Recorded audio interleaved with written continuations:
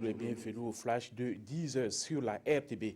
Des tirs ont été effectués ce matin à Kerboulé, à 70 km de Guibo, par des individus non identifiés. Ces derniers ont emporté des biens appartenant à des orpailleurs.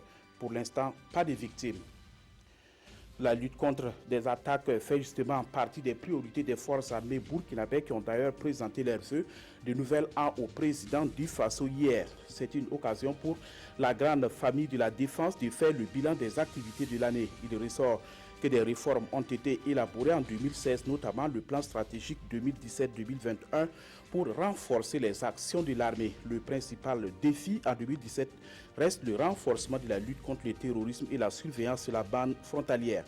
À ce titre, le président du Faso promet de mettre des moyens adéquats à leur disposition pour atteindre les résultats escomptés. Dans le procès de l'affaire des attaques planifiées pour libérer les généraux Yéguéré en prison, 6 militaires et un civil ont comparé hier au tribunal militaire. Les griefs retenus sont la détention illégale d'armes à feu, le transport d'armes de guerre et de munitions. Des faits que les accusés rejettent en bloc. Le procès se poursuit aujourd'hui avec l'audition de 3 personnes, dont un marabout. La coordination islamique des jeunes musulmans pour la promotion de la paix a organisé dimanche une conférence publique sur le thème « Unification de la jeunesse musulmane pour la culture du civisme et la préservation de la paix ». L'objectif de cette conférence, selon les organisateurs, c'est de sensibiliser et d'interpeller les consciences pour la lutte contre l'incivisme et le terrorisme. Elle a connu la participation de toutes les confessions religieuses du Burkina. Aux États-Unis, le président élu Donald Trump a nommé hier Jared Kushner haut conseiller de son administration.